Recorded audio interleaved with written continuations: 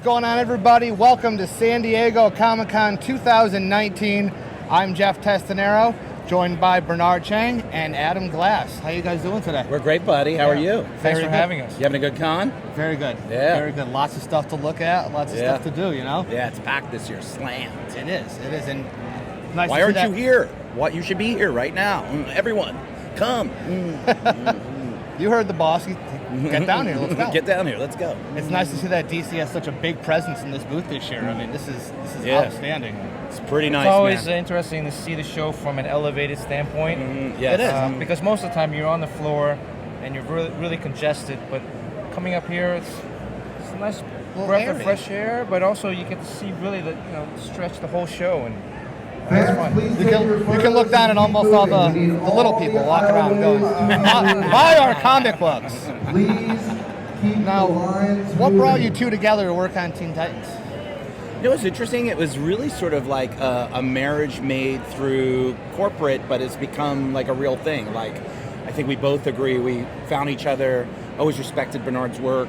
We started working together, and we had so much in common. We grew up at the same time. We loved 90s hip-hop and basketball, and around the same age. We read the same books. So now it's like, this is a friend for life, you know, not just a guy that I worked with, but someone who I will always be in touch with. And now we're just off here on the side, just catching up on life, you know. Yeah. How's your mom? How's your kids? You know, all that stuff. Smoking a stogie. Smoking a cigar. Yeah, we'll catch up and have our cigars. One of the most famous things about Bernard Chang is he has one of those old hockey, the American-Russian hockey games. Super in his chess. house. Really? Super chess, yeah. Oh, that's awesome. And no one beats him. I was very close. He was actually sweating in his house while we were playing it. So, I couldn't do the book without Bernard. Bernard takes this book to a whole other level, man. So we came together, put together, but, man, we were so thankful for being put together. Now, you actually have a background in TV writing. Yes, sir. How was the transition difficult to go from comic books to TV and TV to comic books, or is it just one giant flowing thing? Yeah, I think it's all story, right? You're turning Yeah. around, you're telling story. You're just telling story in a more condensed way, right? So almost like a chapter of a book is the way I look at it. So I know the big overall story, and then I got to tell these chapters. What I think is great about comics is like great hook in, and what's that great hook out to make you come back for the next book. And I think that TV does that really well too. Now, Bernard, you worked on Batman Beyond. Yes. Did you find your history with Batman Beyond to help you to transition to a Teen Titans book? Yes and no. I mean, I guess Batman Beyond was spent 2.5 years on with Dan Jurgens, right? And then this has been actually a year since Adam and I have worked together on Teen Titans. This Comic-Con is the 1-year anniversary when we first started with issue 20. Damian, surprisingly, has appeared in almost every single book I've drawn for DC. That's awesome. So he was in Batman Beyond, albeit an older version. Yeah. But I now get to redraw him again as a younger kid. Best Robin they've ever had so far. I love him. We Batman. love him.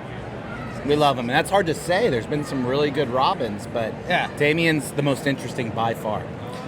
What kind of creative thinking do you have to go into to write a character like Damian Wayne? I think in a way, the great thing about Damian Wayne is we all wish we could be him. So it's sort of a fantasy, like that we don't care about what anybody thinks and we just do what we want to do, especially as a kid, right? Like we have our parents, we're so worried about so many people. But to be able to turn around and just be like, hey, you know what? I'm a kid and I know better than anybody else. And then to actually do it, pretty good. Yeah. And I try to throw, like, visually, him wearing larger gloves than his real actual hands would be, almost like those soccer goalie gloves. Yeah. His shoes are always a little bit bigger because he's a real short guy. Yeah. So he's probably going to try to make himself look a little bit bigger or older than he really is. Yeah. Now, you guys changed up the Titans team to include different characters, including Lobo's own daughter. What was the thought process behind writing and then drawing the different characters, especially Lobo's daughter, working on a team like the Teen Titans? When I did Suicide Squad and I put Harley Quinn in and sort of changed the Suicide Squad and Harley, you're welcome, America. I turned around and realized she helped push the book. Yeah. So I was sitting with Dan Didio and talking about Teen Titans. I said, we need our Harley. We need someone. And I said, what about if Lobo had a daughter? I didn't even get daughter out. And he goes, yes, yeah, that's it. That's yes. Like, it was like, okay. Sounds exactly like that. And it was like, okay.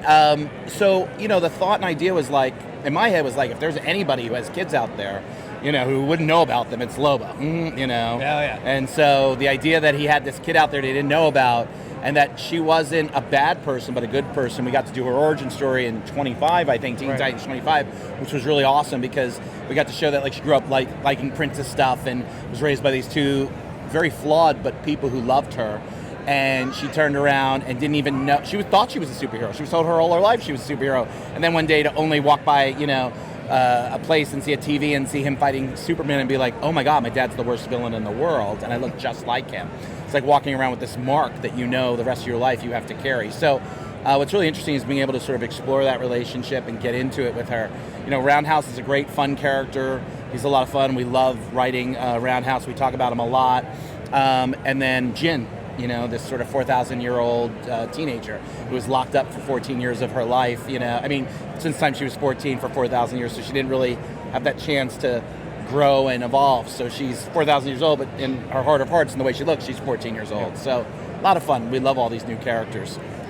Now, Bernard, what got you into drawing, especially comic book characters and ones that all have a different aesthetic to them, like Robin to say Raven to different characters? When you work with a team book, you obviously have to establish multiple characters. Yeah. And every time you want to make sure that they have different silhouettes. Roundhouse is kind of like me. I'm a little chubby, thick around the stomach. Damien, of course, is very short. Jin is very graceful. Crush, the strongest member of the team, but we didn't want to make her overly muscular. And so it's finding the right combination and throwing that into the story as well. How they act, how they walk around, how they sit, all feeds into story. And I think that's ultimately the most important part. Excellent. So when you two sit down to collaborate, does it just kind of flow? I mean, what's the creative process between the writer and the artist to bring books like this together?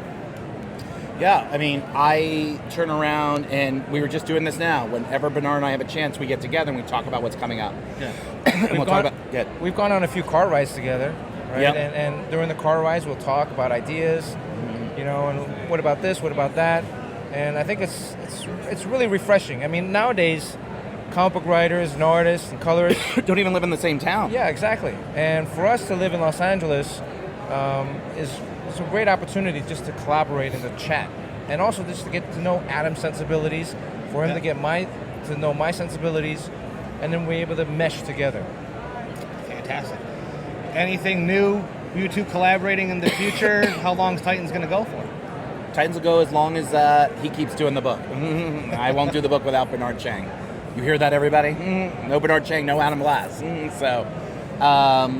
We'll go as long as we feel like we have stories to tell in it, And then as for the future, we're always talking about what are we going to do, and we'll probably find some trouble to get into. That's awesome. Excellent.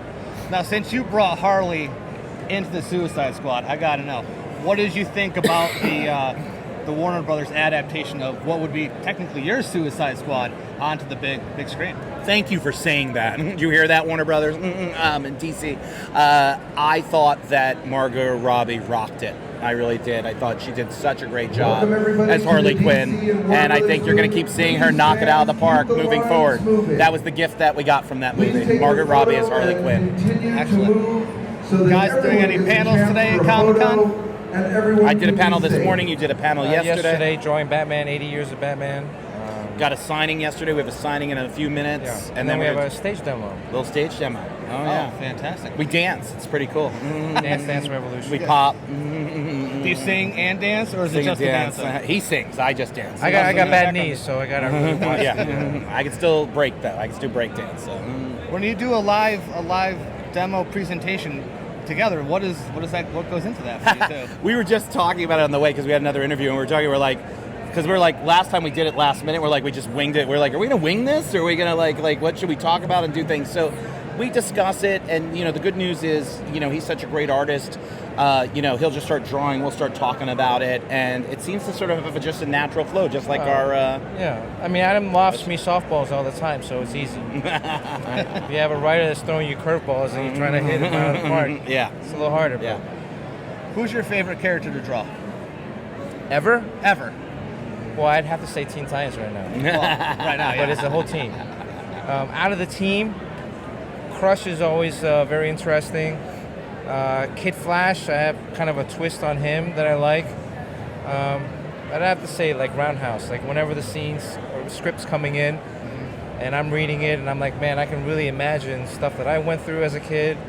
How this whole this scene would play out with Roundhouse, and what kind of characteristics he'd have in the background of his room. If you'll notice, he's a Knicks fan. Yep. So he'll have Like like me. John Starks dunking on Jordan, Yeah. a poster in the background. Okay, I remember that, yeah. So there's all these little details that go into We're both big athlete fans, so we're always putting numbers, like we put Saquon Barkley's number on exactly a jersey. Saquon. Yeah, You Crush know, is wearing like- Saquon Barkley's jersey. And I sent it to Saquon, and he like on Twitter, and he was like, "Thank you, man. That's awesome." So yeah, we're totally always Yeah. sneaking little things in there. That's awesome.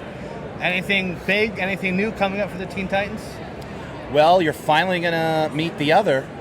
Who is the other, right? And you're gonna be surprised who it is, because it is somebody that plays into the DCU continuity, and somebody who has had crossed our characters before. So it's gonna be really cool and interesting, and we're super excited to finally sort of get that storyline that we've been planting for almost 2 years to come to fruition. and Lobo's going to be back. Lobo's gonna be back. And who is the traitor amongst us? There is a traitor amongst the Teen Titans, So Really? who is the mole? Who is the person that let the prisoners out? We're going to find out. It's one of our team members. Somebody's betrayed us, but why? And stolen Why? Jin's ring. Yep, Jin's ring's about to get stolen, and they use it. So what happens when you have the power of a genie? Fantastic. Thank you. Thank you for coming. No, thank you for having us, man.